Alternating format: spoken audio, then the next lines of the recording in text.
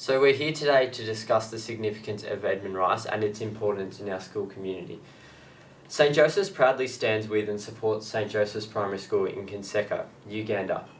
Could you tell us about how this connection was established and how this links with the work of Blessed Edmund Rice? Yeah, morning Tom, morning Lockie.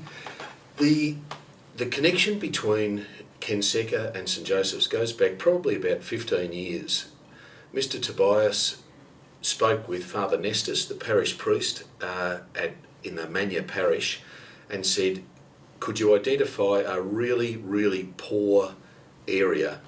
And he picked out Kinseka, a place where people are desperately poor. There was limited access to education. Primary age kids needed to walk 15, maybe 20 kilometres to get to school. And as a result, we provided some primary education. The Cotton On Foundation later picked up that school and did some more development there. Then there was a desperate need for post-primary education, particularly vocational education, and we have been supporting and helping to build and pay the teachers and feed the students in St Joseph's Secondary School, Secondary Vocational School in Kinseka. So that's the background of why we're involved with them. Yeah, nice. Edmund Rice Day has traditionally been celebrated at St Joseph's by attending a mass or a liturgy dedicated to Blessed Edmund, a cross-country event and a wide range of activities at school. How can we use these activities to remember Edmund's legacy throughout the day? Yeah, I suppose there's three things that we're trying to do throughout the day. As a faith community, when we gather, we always gather in prayer, and Eucharist and liturgy is at the heart of that prayer. And of course there's that strong sort of tradition from the first days of Edmund Rice's group of brothers and starting schools, and that strong Catholic dimension. So we always do that first, which is what Catholics do when we gather together. Then the walkathon has traditionally been around kind of walking in solidarity with the kids who are walking really long distances in East Africa, in Uganda, in Manya parish, to get to school. And then, as we always do, when there's an anniversary or something important to celebrate, we have some kind of celebration. Now, that's taken the form of there's some food provided and some kind of fun activities for boys on the day. So they're the three dimensions of the day. Edmund Rice Day is an opportunity for us to demonstrate our commitment to living our lives in line with Edmund Rice's values. How is raising money for others less fortunate, particularly in Uganda, important for us to grow as people of good faith? Edmund Rice was a reasonably wealthy man, and in the early days of him starting his group of brothers and founding schools, he spent all his own money. But eventually, of course, that ran out, and so as the mission spread from the south of Ireland into Dublin in the east, he didn't have enough money to build schools and to conduct education for poor students who weren't able to pay. And of course that was the same situation when the first brothers came to Australia, so they were really reliant, or the provision of education, if you like, was 100% reliant on the generosity of the community. So we're continuing that legacy.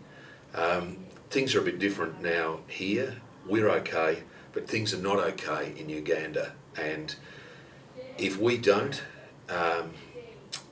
be generous and support people in Kinseka, there's no education, and sometimes for many families that means there's no food for the kids either, and it certainly means that there's no kind of work future or economic future for many of those students. And that's very much the same situation that Edmund was confronted with in Ireland 200 plus years ago. In the past, where have the funds we have raised gone, and how has it helped people in other communities? The majority of funds for the last, I'm not sure, probably handful of years anyway, the majority of funds from Edmund Rice Day have gone into the community of Manya, either to St Bernard's School or to Kinseca Primary or to Kinseca Secondary. And I think that that's important that that continue to be the case, because that Kinseca Secondary School is 100% reliant on us. If we can't make a contribution financially there, they can't continue to operate, and the sort of social ramifications of that are just diabolical. We have also tried to support charities locally.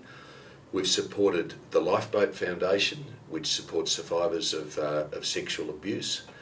We've supported Samaritan House, which provides accommodation for homeless, and there've been a number of other kind of, I suppose you'd say, smaller charities that the student leaders each year have identified as important to them, and we've tried to provide some funds for them. Well, you've basically just answered my next question, but where will the funds we raise this year go, and how can you elaborate further on what we are hoping to achieve this year? Yeah, I think it's, as I said, it's important that we continue to support Kinseca, and there's a sort of a long-standing commitment there. However, within the current group of leaders, there might be particular charities that you guys think are really important. You identify those, and we'll apportion money accordingly. 2020 has so far been a quiet testing year for many here in Australia and around the world. Just recently, COVID-19 has clearly shown us the high degree of panic and uncertainty that comes with the thought of going without basic items. Why is it important to not forget those who go without basic needs their entire lives? Gee, I was in the supermarket day before yesterday, and I have been in what would pass for a supermarket in Manya. There's no shop in Kinseca. It's a kind of a little area, farming area. And anyone in any part of rural Uganda would be absolutely delighted to visit a Woolworths and find that there was no potatoes, no rice and no toilet paper. If there is such a thing as a supermarket there, there's not much of anything, and many people are totally reliant on subsistence. They eat what they grow, and they kind of trade and try and get a little bit of money to pay for education by selling what they don't need. So if we think that things are pretty tough here at the moment, and they are, what we're going through is an absolute drop in the ocean compared to the daily experience of any young person, or any family, I guess, for that matter, in Kinseca. So in what ways can my family and I contribute and donate?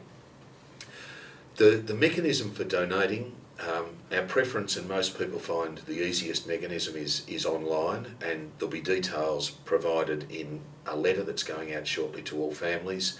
But if that doesn't work for people, then there's a cash, non-electronic option available to people.